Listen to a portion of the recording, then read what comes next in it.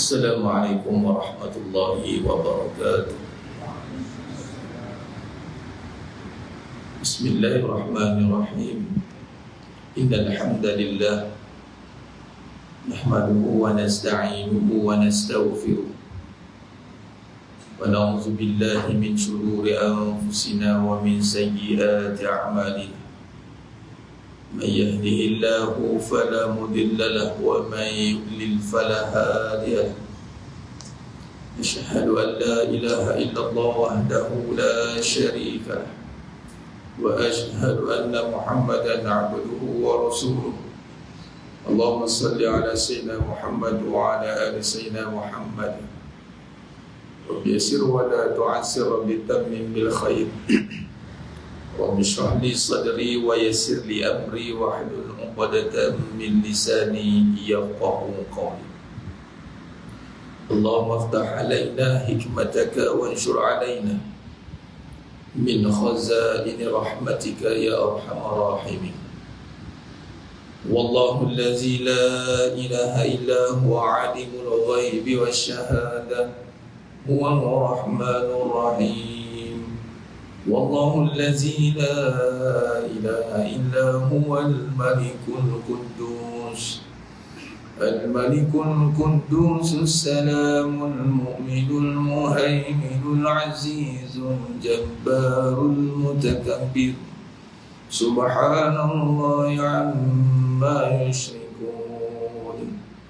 Huwallahul khaliqul bari'ul musawwir lahul asma'ul husna. Yusabbihu lahu ma fis samawati wal ardh wa huwal azizul hakim. Wala haula wala quwwata illa billahil aliyyil azim. Wala manja minallah illa ilaihi, amma ba'd. Ayyuhal mu'minun ittaqullah, usikum wa iyaya bittaqwallah faqad fazal muttaqun. Sidang jemaah yang dimuliakan Allah Subhanahu wa taala, mudah-mudahan kita semua tergolong dalam golongan hamba-hambanya yang benar-benar bersyukur. Amin ya rabbal alamin. Alhamdulillah summa alhamdulillah ala kulli hal. Alhamdulillah ala kulli ni'mah. Pertama-mula selama-lamanya menampakkan setinggi-tinggi syukur kehadrat Allah Azza wa Jalla. Dalam arti kata sebenar-benar syukur yang hadir dari hati yang sedar akan segala kurniaan yang telah Allah berikan kepada kita, nikmat dalam bentuk lahiriah atau batiniah, yang nampak dan yang tak nampak. Adapun seluruh nikmat kurniaan Allah SWT itu hendaklah digunakan ke jalan ketaatan. Tiada satu pun yang Allah kurniakan, terutama dunia yang ada pada diri kita hari ini, digunakan untuk menderhakai Allah SWT. Adapun nikmat iman itu nikmat mengatasi segala-galanya. Nikmat dunia itu nikmat yang kecil. Kul mata'ud dunya qalil. Surah An-Nisa ayat 77. Janganlah kita sesekali salah meletakkan nikmat, yakni nikmat yang kecil kita besarkan dan nikmat yang besar kita kecilkan. Ini salah perletakan yang menyebabkan berlakunya kerosakan, kezaliman, kerana tidak meletakkan sesuatu pada tempatnya. Jikalau kita membesarkan nikmat iman, sudah pasti kita akan mengutamakan ketaatan. Sebagai contoh, ketika Allah kurniakan nikmat hidup, nikmat hidup, yang mana hidup ini saja sudah nikmat, belum lagi cerita tentang apa yang ada pada isinya. Hidup saja, celik mata, bangun-bangun, celik dari tidur, alhamdulillah. Terus alhamdulillah Nabi ajar. Alhamdulillah keluar pada mulut kita, Nabi ajar. Kenapa? Kerana ulama mencarahkan tidur itu adalah satu nikmat. Tidur adalah saudara kepada mati, dan hidup adalah satu nikmat yang besar. Belum lagi bicara soal benda yang ada dalam hidup kita atau yang tiada.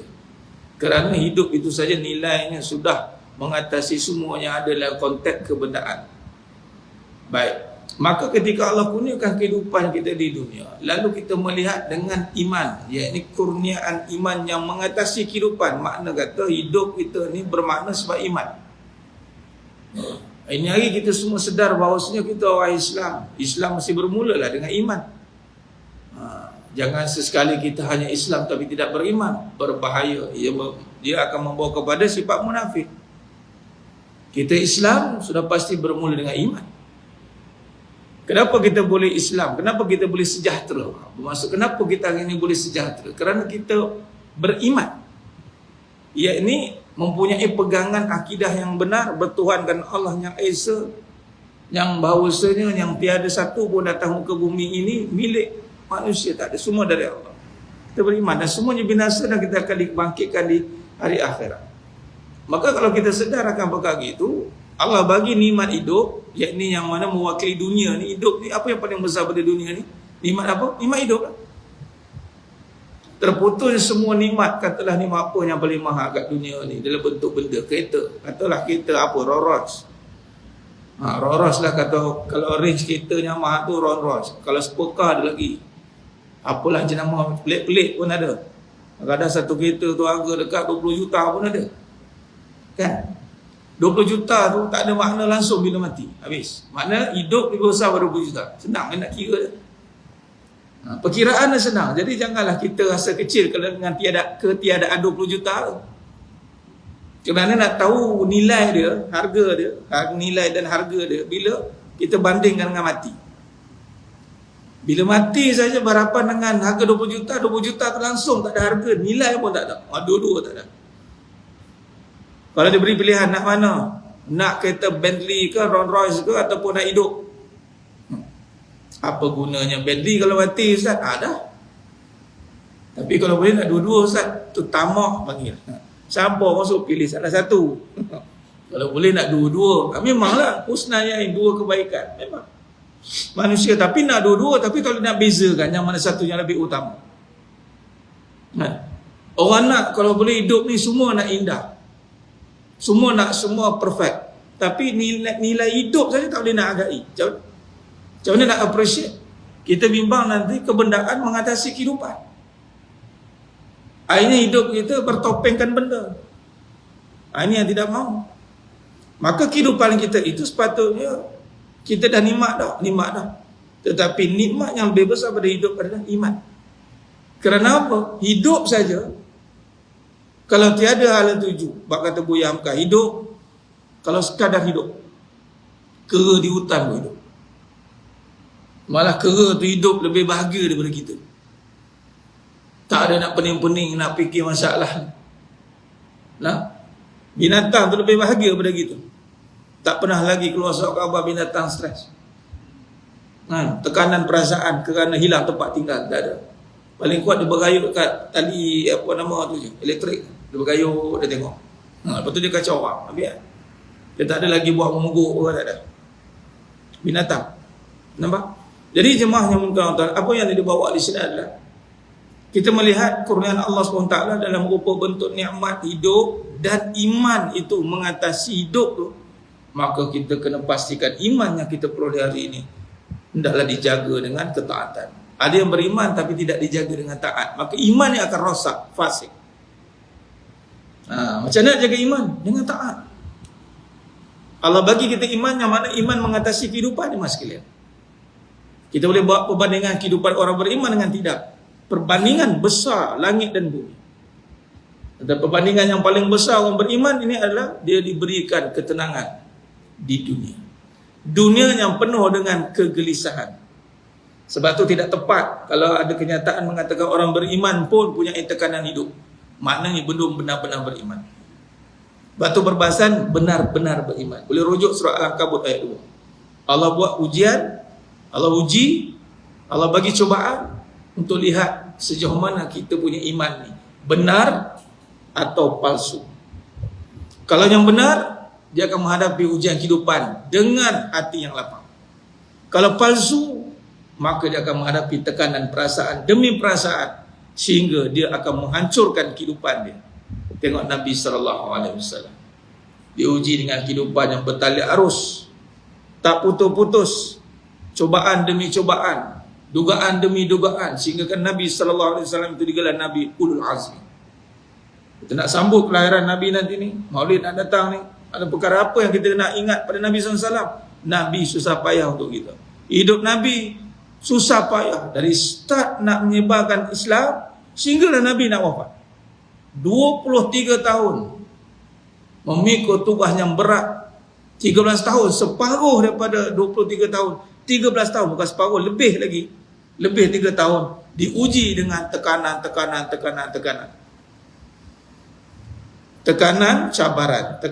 cabaran, dua. Kemudian berhijrah pula ke Madinah. Ingatkan boleh selesai dah. Tak, turun pula syariat ghazwah, peperangan. 80 lebih peperangan Nabi sertai. Mula-mula dah diberi ujian yang besar. Badar Al-Kubra dengan kekurangan segala kelengkapan. Berhadapan dengan Quraisy, tentera Quraisy 13,000 lawan 313 dengan segala kekurangan. Bukan senang nak hadapi kehidupan begitu jemaah sekalian.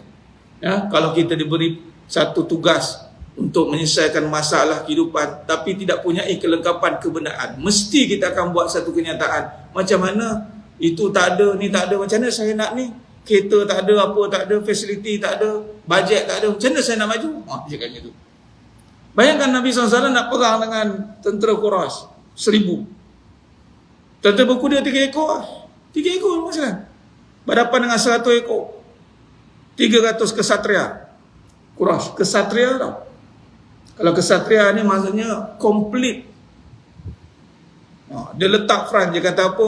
Masa tu Abu Jahal kata, kali ni memang rapat aku habiskan Muhammad, katanya. Memang dia memang yakin betul dia. Dia kata, aku kali ni kita habiskan sebab dia bukan ada apa pun. Kau ada apa? Ibaratnya kau ada duit apa ada? Tak, duit pun tak ada, nak kalahkan aku yang berduit ni. Ibarat macam itulah. Tapi cabaran yang Nabi hadapi, tekanan yang Nabi hadapi tidak menyebabkan kebangkitan Islam itu terbantut. Tak ada. Malah hari ni kita boleh duduk dengan tenang dan senang main-main. Tengok, kita solat, ada siapa kacau? Jiwa kacau je, kan? Bukan tak ada siapa kacau, jiwa kacau. Nak datang tak datang. Tak payahlah kata. Asyik kuliah je, amboi dia cakap macam tu. Stres aku. Kuliah boleh stres? Pelik. Kuliah duduk taman ilmu, majlis ilmu, majlis zikrullah dalam taman syurga. Patutnya tak adalah stres dah. Itulah jiwa kacau, itu je lah. Orang kacau tak ada tiba kita nak masuk tadi, saya nak datang ni halang, jangan masuk masjid. Kenapa pula? Tak boleh solat? Tak ada. Alhamdulillah mas sekalian. Boleh kata satu dunia lah sebenarnya, walaupun kita dengar setengah tempat tu ada kekangan. Even di Israel pun ada masjid tau, 70 masjid.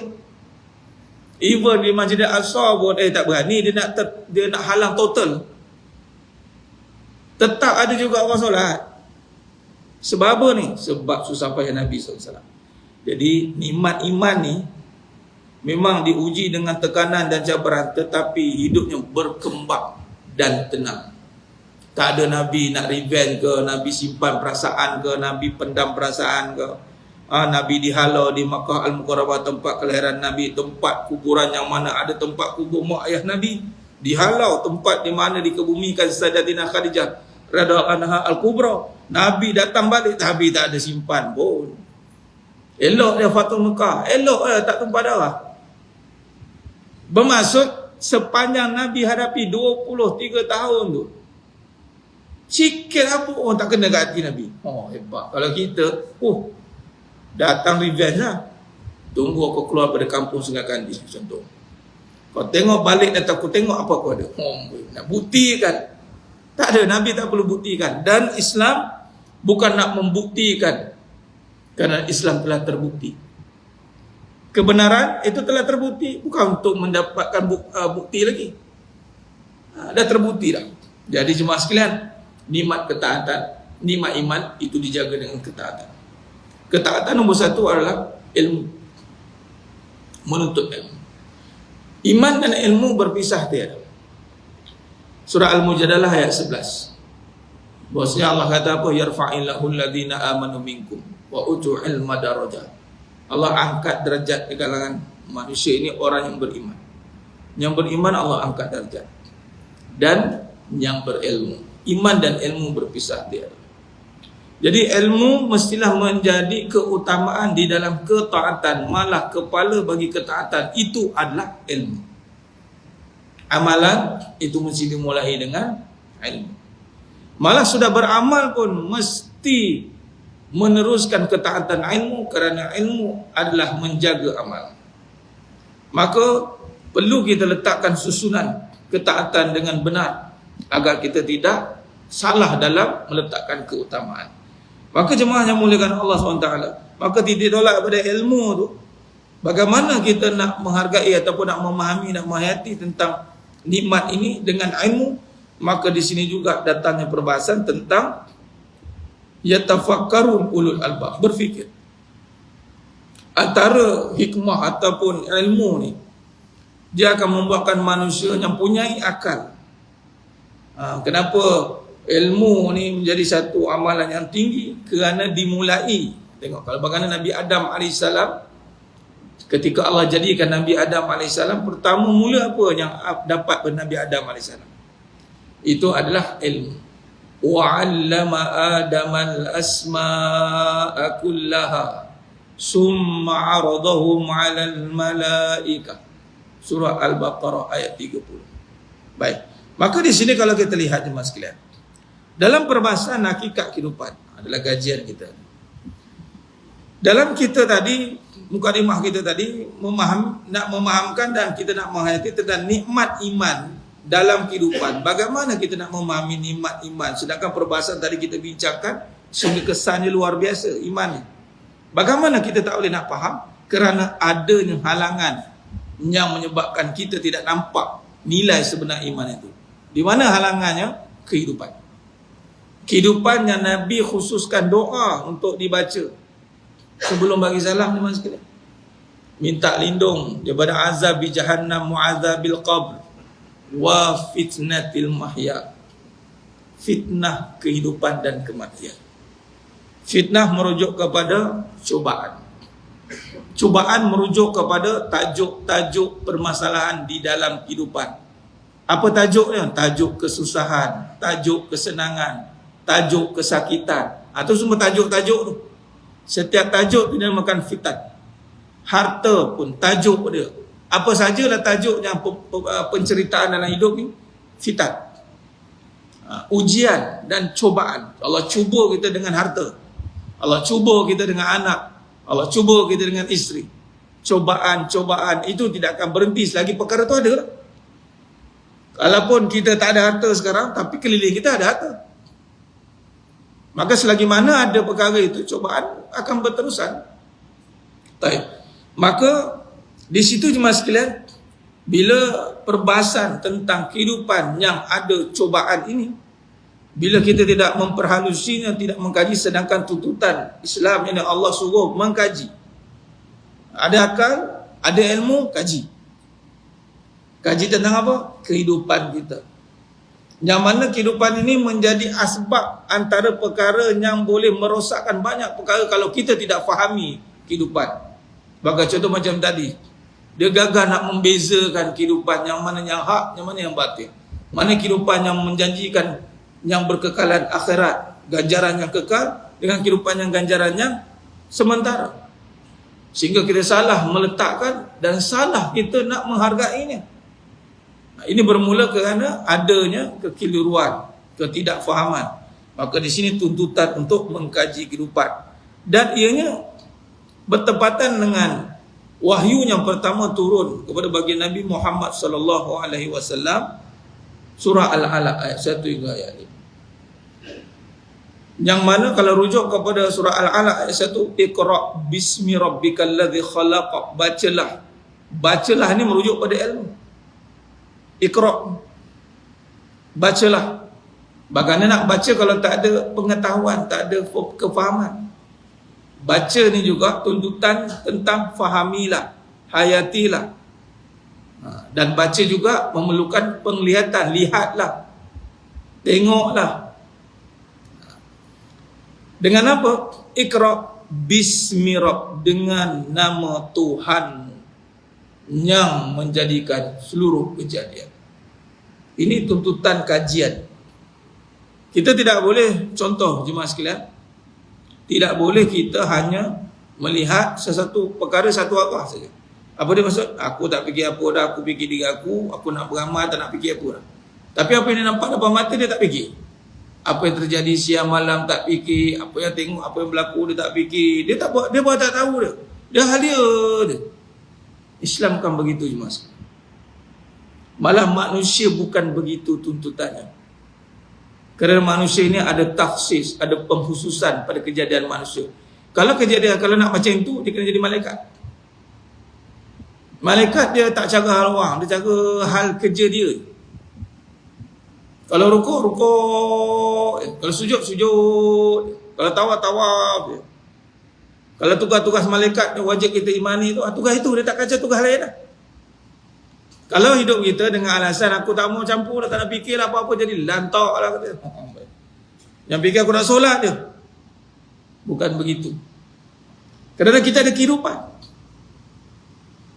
Memang kita ada amalan, tapi kita ada kehidupan. Dan amalan kita nak bubuh kat mana? Bubuh kat kehidupan. Malah amalan boleh rosak apabila kehidupan kita rosak. Macam mana amalan boleh rosak bila kehidupan boleh rosak? Baik, contoh. Allah SWT menyatakan dalam Quran tentang surah bagaimana manusia boleh an solati imsak. Orang yang solat tapi celaka. Kenapa solat tapi celaka? Solat tu amalan. Tapi celaka. Kerana pada solat itu. An solati imsahun, dia leka, dia lalai. Bukan fi solati. Kalau fi dalam solat. Kalau an pada solat, maknanya dalam dia nak solat tu, padanya ada banyak urusan-urusan lain. Urusan-urusan itu sehingga melalaikan dia. Zuhur dah. Contoh. Atau zuhur tadi, asar dah nak asar. Kelang kabut dia solat. Ekspres rakyat. Pam, solat. Nak pula solat pada waktunya haram pula. Atau dia saja melambatkan. Nampak? Dia sebab apa? Amalan ada. Tapi kenapa boleh rosak amalan tadi? Walaupun dia kata saya solat juga. Memanglah solat juga. Tapi solat kamu telah ditutupi, diselaputi oleh kehidupan yang melalaikan solat itu. Satu. Katalah solat dia, saya solat Ustaz, saya solat je. Di situ ada perbahasan sahu, yang ini lalai, dan ra'un, riak pula. Kemah ni, datang, aku tak kacau orang. Memang tak kacau orang, tapi hati dia kacau. Dia tak kacau orang, tapi hati dia kacau. Apa dia? Dia terlintas. Tengok. Nak tengok dia punya. Dan dia buat baik tu. Bila dia tak cara orang, akhirnya memang dia akan nak ambil perhatian orang juga. Statement tak, ya hal orang tak, aku tak mau campur. Sebenarnya akhirnya dia akan buat, kalau dia tak riak, dia ujuk. Tengok dalam keadaan sekarang ni, kita boleh selamat daripada fitnah ni. Dia ujuk pengadi dia. Itu semua dalam kehidupan mas sekalian. Solat cantik dah, puasa cantik dah, infak cantik dah, malaikat tu kan cantik dah. Malaikat memang ikut skema kan. Tapi yang tahu nilai amalan Allah. Sebab tu terkejut nanti bila di hadapan Allah dibukakan amalan kita hilang. Mana amalan solat aku dulu? Mana amalan aku dulu? Tak ada, kamu riak. Siapa tahu? Allah. Riak ni dalam solat. Tak, dalam kehidupan. Dalam solat kita tak riak, dalam solat kita solat. Tapi dalam hidup kita merasa bila kita tak tahu hal orang, ibarat macam orang pandang kita. Tapi kalau kita ambil berat tentang kehidupan, dia berbeza perbahasan. Sebab tu Nabi SAW ketika dapat wahyu, kemudian Nabi terus ke lapangan. Nabi bermasyarakat, Nabi ambil berat tentang rakyat, tentang umat. Nabi ambil berat. Apatah lagi yang Nabi ambil berat adalah keadaan iman dia, keadaan amal dia. Nabi ambil berat.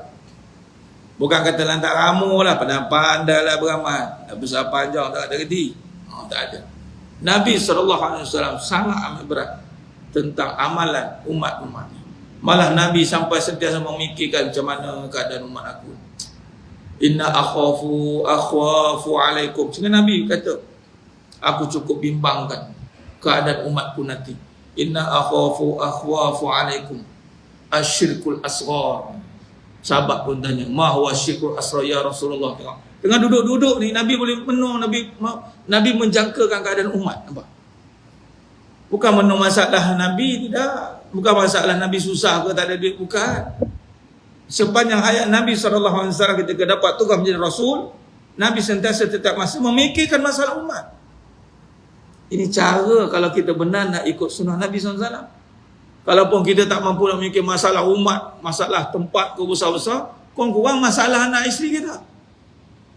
Ku anfusakum wa ahlikum nara. Kita alhamdulillah kita dah boleh dengar ceramah, dah boleh ini. Anak isteri kita, kita memang dah boleh dah, kita itikad dah jelas. Anak isteri kita, dia punya itikad macam mana ni? Dia ada syirik tak?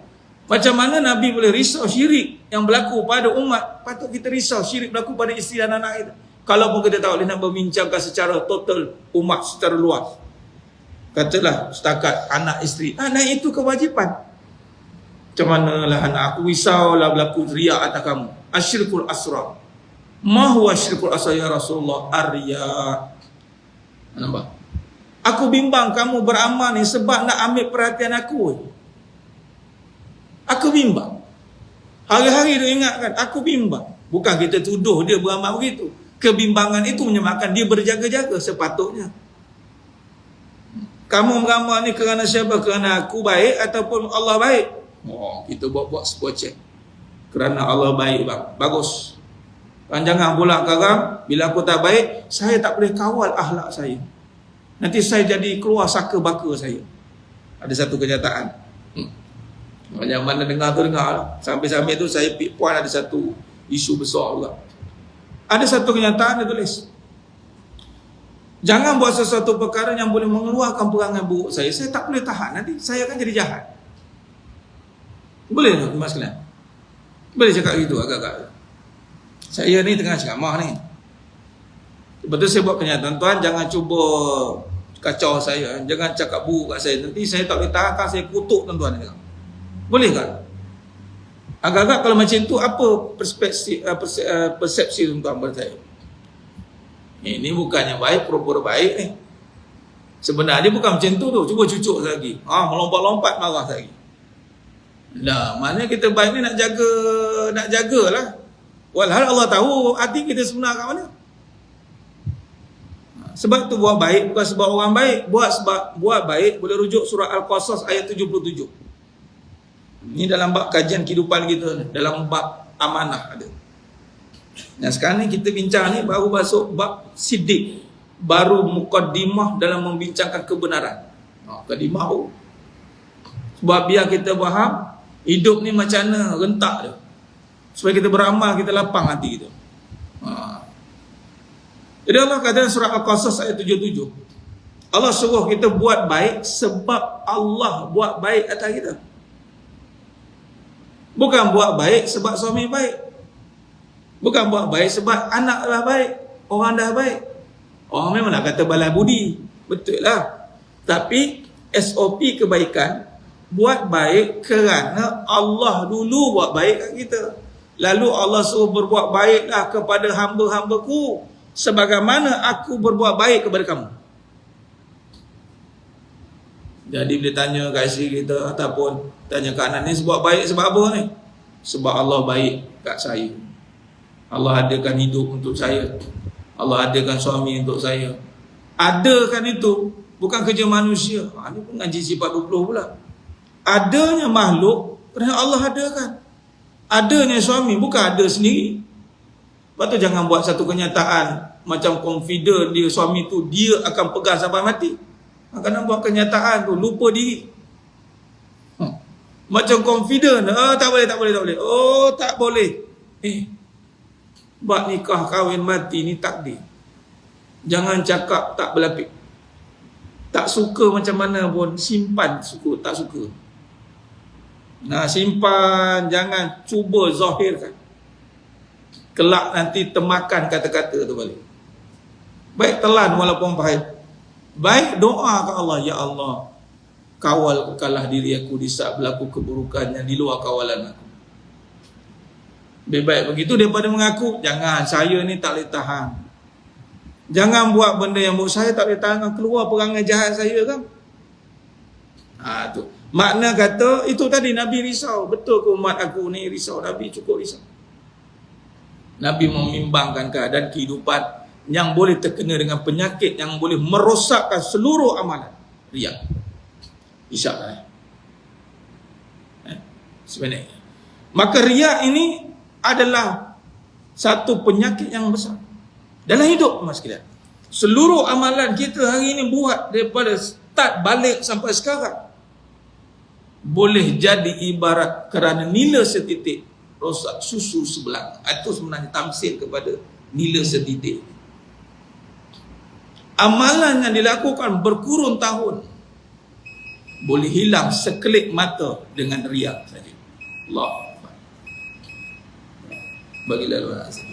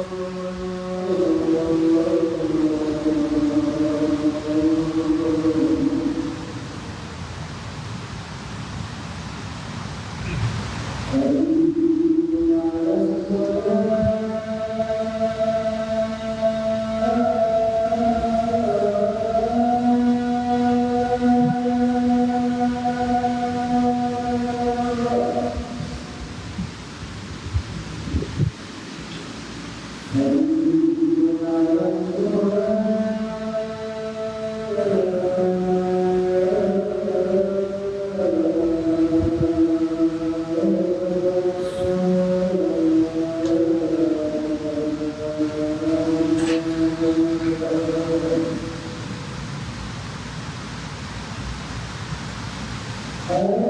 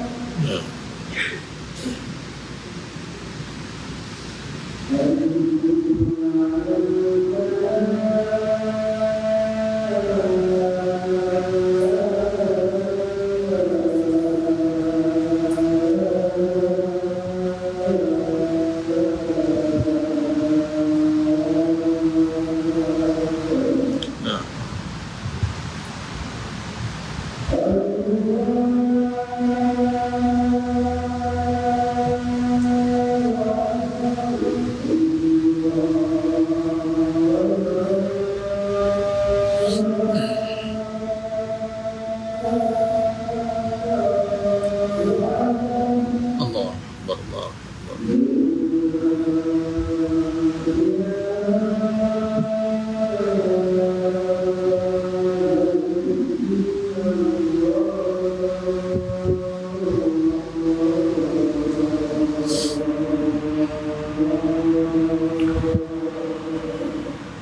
La ilaha illallah Muhammad Rasulullah sallallahu alaihi wasallam.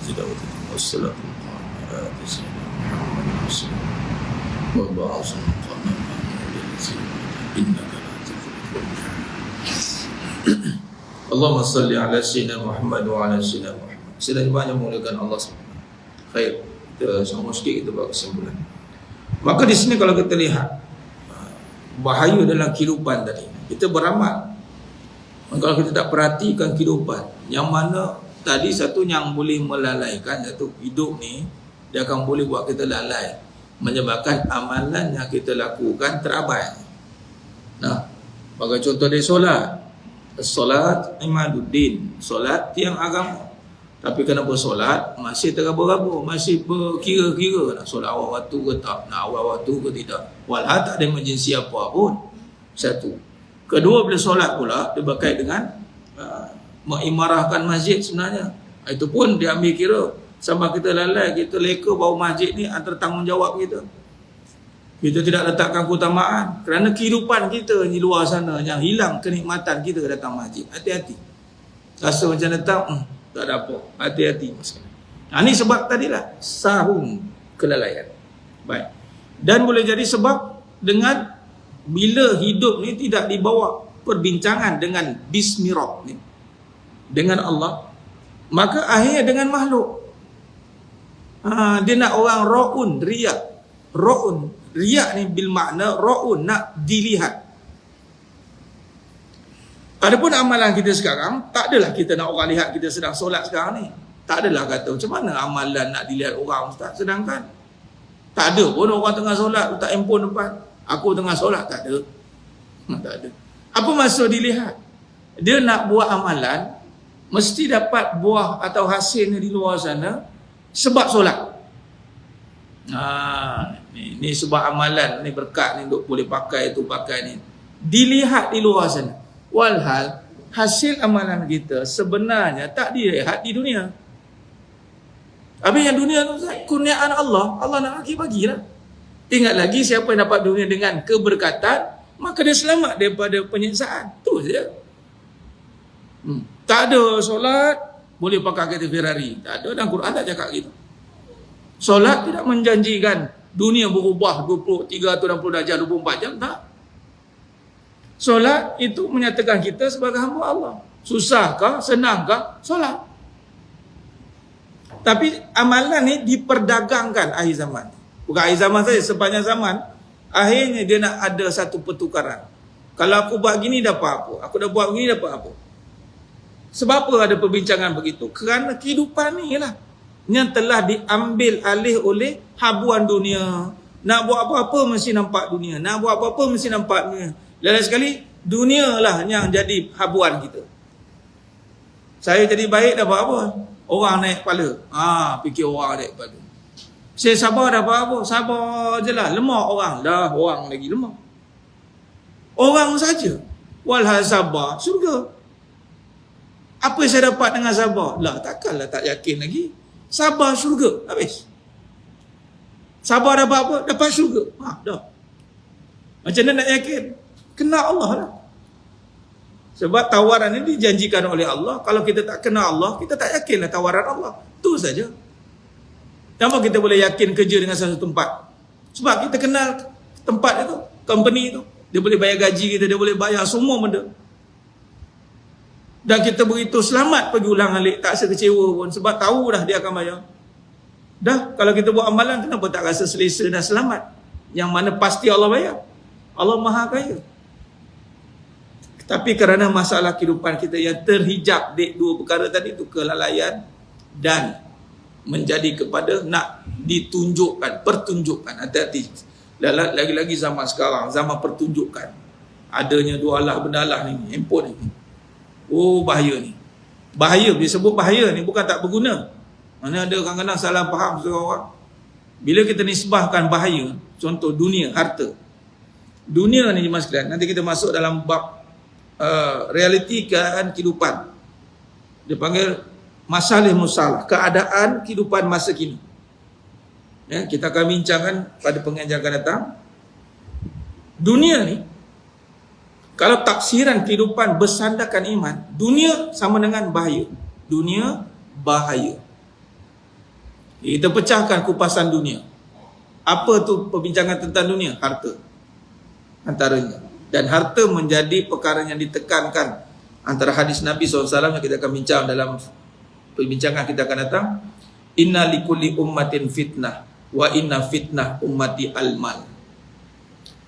Daripada Imam Ahmad At-Tirmizi atau Tabrani meriwayatkan dari Ka'ab bin Iyad, dia berkata, saya mendengar Rasulullah SAW bersabda, sesungguhnya masing-masing umat memiliki fitnah. Dan sesungguhnya fitnah umatku adalah harta. Ya? Kaum Ad, kaum Samud diuji, setiap umat ada. Umat Nabi Musa AS dengan Fir'aun ada. Kita, ini umat Nabi Muhammad SAW, apa ujian besar? Ada apa fitnah besar? Ujian umat Nabi SAW. Harta. Sekarang zaman harta. Yang main maksudnya. Dan harta sama dengan fitnah. Apa fitnah, ujian ataupun perkara besar pada harta ni? Dia boleh hilangkan kuasa Allah dalam sekelip mata.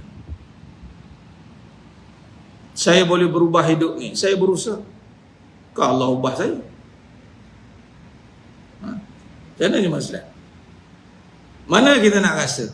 Allah adakan harta kita atau kita berusaha mengadakan harta? Allah adakan kereta kita, apa brand tak kisahlah, BMW ke, Jaguar ke, lambung kini, lambung tinggi ke, tak kisahlah apa pakai pun. Mana rasa? Hasil daripada bisnes dia boleh pakai ke, atau Allah adakan untuk dia pakai?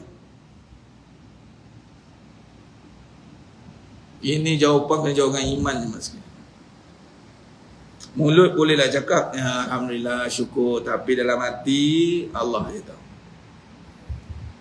Jemaah sekalian, kesimpulan, jikalau kita nampak Allah adakan semua yang ada dalam hidup kita dengan sifat Allah yang maha ada, kerana wujud hanya Allah, mawjud illallah. Ni kalau kita gabung dengan tauhid, bahawasanya saya kira masjid ni pecah panggung sekali. Pecah, penuh masjid. Kenapa? Setiap kali ada je ingat Allah. Bila ingat Allah, di mana syariat nak kita tegakkan? Rumah Allah. Tapi kerana tak berapa nak rasa Allah bagi. Bila nak rasa? Bila Allah tarik nanti. Itu jam baru terkapai-kapai rasa Allah. Kadang-kadang saya bagi option. Kita nak mana? Nak jalan Alhamdulillah ke? Nak jalan Innalillah? We have two choice. Pilih tuan-tuan. Tuan-tuan nak jalan Alhamdulillah atau jalan Innalillah. Dua-dua menuju pada Allah. Silakan. Dan Allah sangat puji di saat jalan yang Alhamdulillah. Innalillah ni jalan kebiasaan. Tapi jalan yang Allah sangat puji. Sebab tu contoh, di saat Nabi Sulaiman AS punya harta yang banyak, Allah puji. Nabi Daud AS, Allah puji. Kekayaan yang besar itu, ketika ditanya oleh Ratu Balqis, Sikit pun tak jawab diri. Terus jawab, haza min fadli Rabbi. Boleh rujuk surah Al-Naml ayat 40. Ini semua ni kurniaan Allah. Bukan usaha. Bukan usaha. Takkanlah tak usaha kok. Tu orang tak gaji tu. Kalau dia bahas juga bab usaha, dia tak gaji dia tu. Patutnya bila kita dah letak nama Allah, fasada jasada, binasa semua makhluk. Nak cakap apa lagi kalau Allah dah bagi? Kalau jawab ultimate ni macam mana boleh dapat? Allah bagi. What are you doing for life? Kan? Orang interview kan. Mana tahu kau ada rancangan interview kan? Sekarang orang interview tuan-tuan pakai Ferrari, mana lah tahu kan imam kita dah pakai kan. Keluar pakai Lamborghini kau tak terjongkit pintu. Mam, buat apa dah hidup ni mam? Boleh pakai Lamborghini. Allah bagi. Jawab gitu. Ini saya bagi tip menjawab. Habis. Dia orang tak teringin nak tanya bab dunia ni. Ini macam-macam SOP, tip. Pelik orang. Ui, dia boleh pakai. Apa nak peliknya? Allah bagi. Tak pelik ni mas sekalian. Nanti kalau orang tanya, macam mana dapat ni? Allah bagi. Hazam min fadli Rabbi. Boy, mana ngaji ni? Hakikat kehidupan. Bagi datang masjid. Biar bersusun kat situ. Ferrari, Lamborghini, kata Lambo apa semua, Bugatti semua. Berderet-deret kat luar. Asal banyak kita showroom. Ni semua Allah bagi. Baru betul. Bukan nak tunjukkan ini ekonomi umat Islam yang kuat. Tak ada benda tuan-tuan. Tak payahlah menunjuk kita kata ekonomi kuat. Tak payah. Dajjal banyak lagi duit. Yang Dajjal duit main-main sihir terus. Dalam akaun, bayat kat dia, akaun nombor terus keluar. Infinity. Dajjal punya main sihir duit. Dia tak payah, dia main sihir dah. Bayat dengan dia, sehari akaun penuh. Makan tak habis, tapi kat akhirat nasib kau. Menjawab dengan Allah ni. Jadi kalau nak susun semua aset-aset yang ada, dan sememangnya kena bawa pun tuan-tuan. Bawa datang masjid, tunjuk kat orang, ini semua Allah bagi. Bukan nak tunjukkan kekuatan ekonomi umat Islam, tak payah. Dan kita bukan tunjuk kuat dengan benda, kita kuat dengan Allah. Habis itu. Bukan benda yang menunjukkan kita kuat. Jangan tertipu dengan kehidupan yang fana ini. Baik, insya-Allah kita sambung pada siri akan datang. InsyaAllah dalam bab realiti keadaan kehidupan masa ini pada masa akan datang insyaAllah. Mohon maaf daripada saya atas kekurangan, kata kurang bicara dalam penyampaian. Hanya Allah Ta'ala sajalah yang mampu menyempurnakan perbahasan kita pada malam yang penuh barakah ini. Sehingga kita bertemu lagi pada siri akan datang. Aku qouli hadza wa astaghfirullahalazim li wa lakum. Wa billahi taufiq wal hidayah. Assalamualaikum warahmatullahi wabarakatuh. Kita tangguh dengan tasbih kafarah as-salat. Subhanakallahumma wa bihamdika asyhadu an la ilaha illa anta astaghfiruka wa atubu ilaik. Ila allazina tawassaw bil haqq wa tawassaw bis sabr. Wallahu a'lam bisawab. Takbir. Allah